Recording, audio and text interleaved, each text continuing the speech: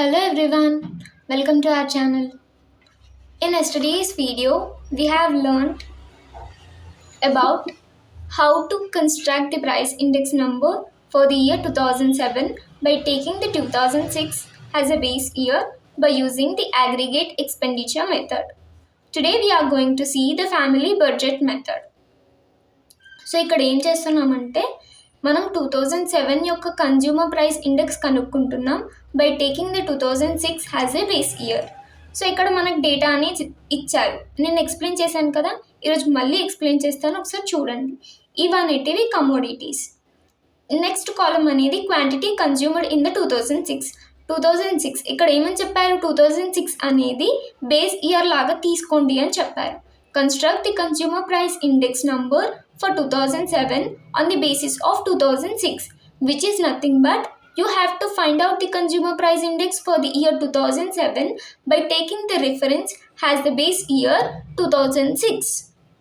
So ఇదనేది ఏమవుతుందంటే quantity కన్స్యూమర్డ్ in 2006 అనేది Q0 అవుతుంది. Q0 which is also called as Q0 and price in 2006.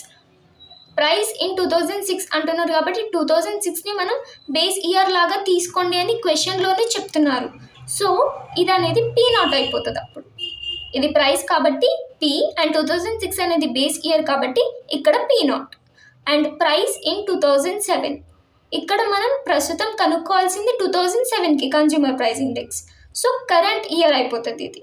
So P1 అవుతుంది. ఇది price కాబట్టి and we need to find out for this year. So 2007 is considered as the current year, so which becomes P1. So when you read the question, you have to make sure these terms, so you can easily calculate the consumer price index for the given data. So అందుకనే ఇక్కడ ఏం రాసుకున్నానంటే first commodities రాశాను and quantities consumed I considered as Q0 and units price in 2006 which is P0 and price in 2007 P1.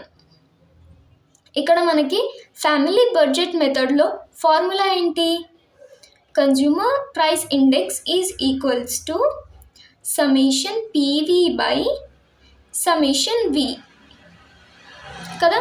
Formula ఇదే కదా మనకి. ఇక్కడ P అంటే ఏంటి, P is equals to P1 by P0 into 100.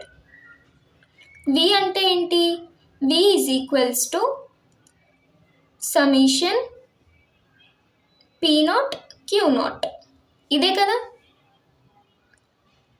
So మనం ఇప్పుడు వీటిని కనుక్కొని ఈ ఫార్ములాలో వేస్తే కనుక మనకి కన్జ్యూమర్ ప్రైస్ ఇండెక్స్ వచ్చేస్తుంది.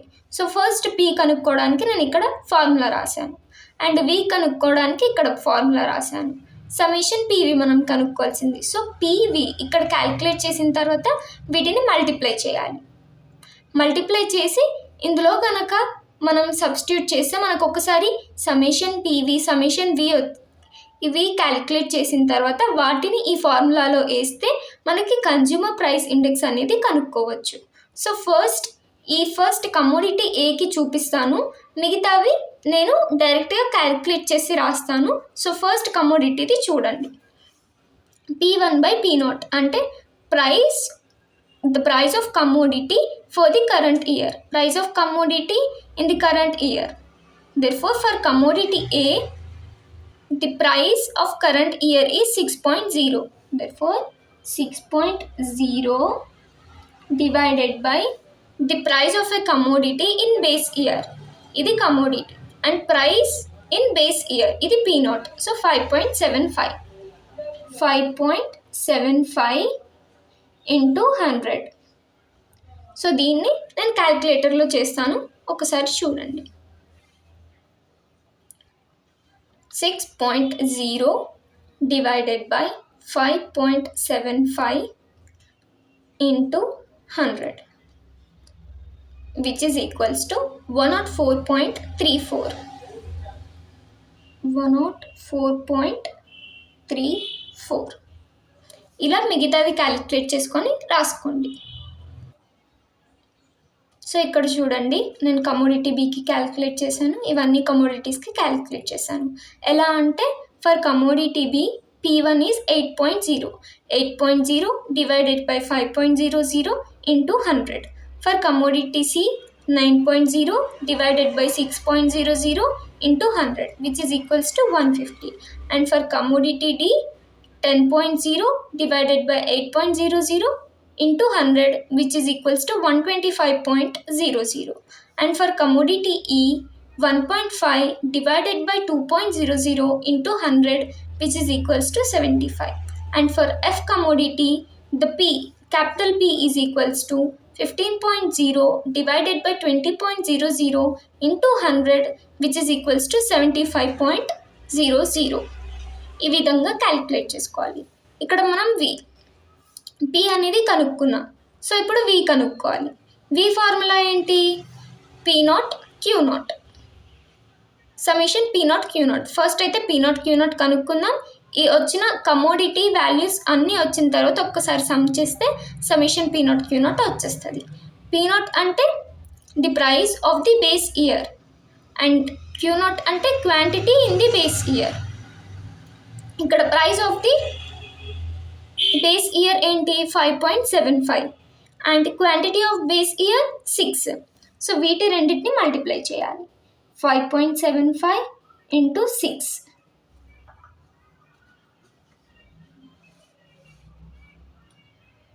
5.75 into 6, which is equals to 34.5.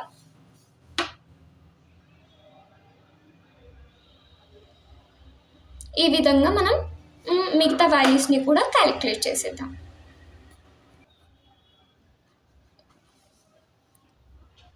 Last కాలం ఉంది. P కనుక్కున్నాం, V కనుక్కున్నాం.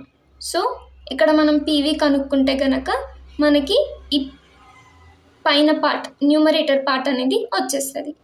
104.34 into 34.5. 104.34 into 34.5, which is equals to 3599.73.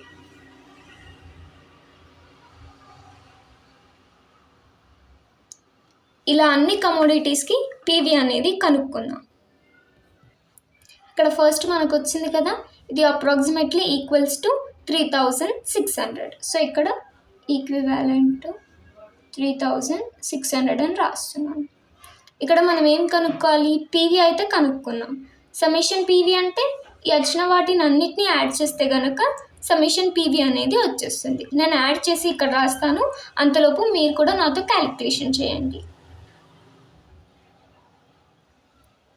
మీకు కూడా ఇదే ఆన్సర్ వచ్చింది అనుకుంటున్నాను.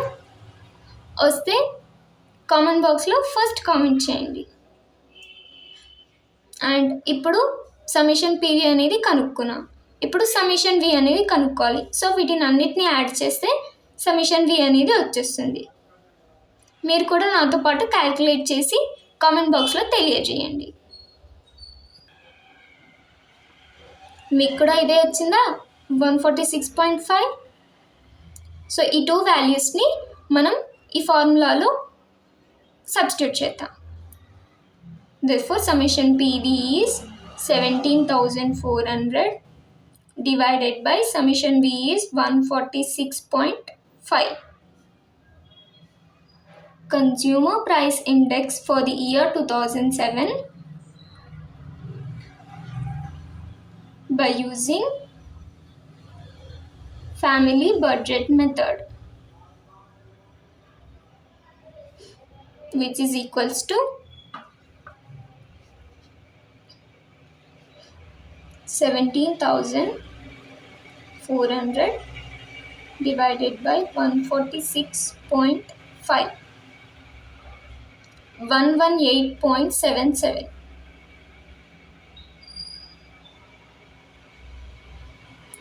అంటే దీని ద్వారా మీకు ఏమర్థమైంది? మీకు గుర్తుందా మనకు నిన్న ఎంత ఆన్సర్ వచ్చిందో? నిన్న మనం ఇదే ప్రాబ్లము ఎక్స్పెండిచర్ మెథడ్ చేసాం, ఫస్ట్ మెథడ్. అప్పుడు కూడా మనకి ఆన్సర్ అనేది 118.77 వచ్చింది. ఇక్కడ కూడా 118.77 అనేది వచ్చింది. సో ఏ మెథడ్ యూస్ చేసినా ఆన్సర్ అనేది సేమ్ వస్తుంది. So you can do in any method. If పర్టికులర్గా సెమిస్టర్లో ఈ మెథడే యూస్ చేయండి అని అడిగితే ఆ మెథడ్ యూస్ చేసి ప్రాబ్లమ్ సాల్వ్ చేయాలి. లేదంటే మీకు వచ్చిన మెథడ్ యూస్ చేయొచ్చు, వాళ్ళు స్పెసిఫిక్గా ఏం మెన్షన్ చేయకపోతే. So I hope you have understood this video. Please like, share, comment and subscribe to my channel. Thank you guys. Bye.